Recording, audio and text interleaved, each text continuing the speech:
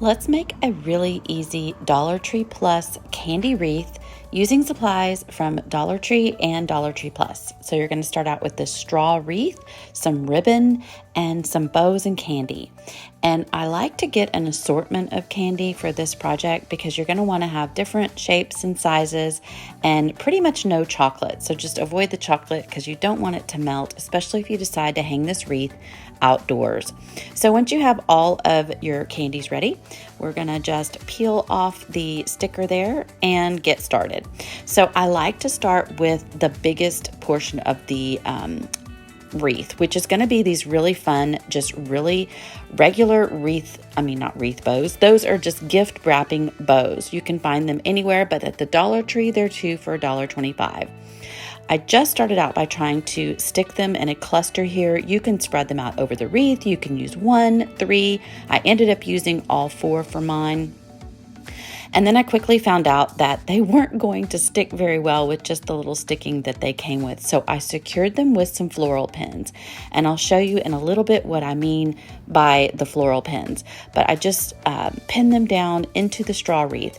Now you're going to ask if I left the wrapper on the wreath. I did. So this is just some curling ribbon that I had on hand. But you can go get curling ribbon and I'll link some in the description below. But you're just going to take several pieces of different variety and measure out about 12 inches and then tie them in a simple knot. This is going to be what's going to fill your wreath. It's going to be the filler. It's going to make everything pop and be super cute. So again, I just happen to have a few colors here and put them together and decided to use them because that's what I had on hand. Then I took the pair of scissors between my thumb and the ribbon and slowly just pulled up on that to make a curl. And I did it on both sides of the ribbon. Now you're going to want to repeat this process for several pieces. I think I ended up making about 40 or 50 of these, but super fun. We're going to use these in a little bit later part of the project. So these are the floral pins I was talking about. They do have these at any craft store and the Dollar Tree. Now you're going to use them to secure your candy and your ribbon onto the wreath. And I'm just kind of showing you a little bit ahead of time here how you can do that.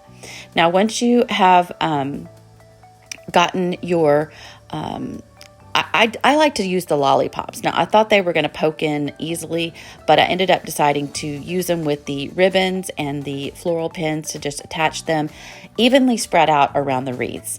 And then I took these little gummy bears and I used the floral pins to secure those onto the wreath evenly spaced as well. Then I had these Jolly Rancher candies, lollipops, which always pop and look really good. I love all the colors, you guys, for this wreath.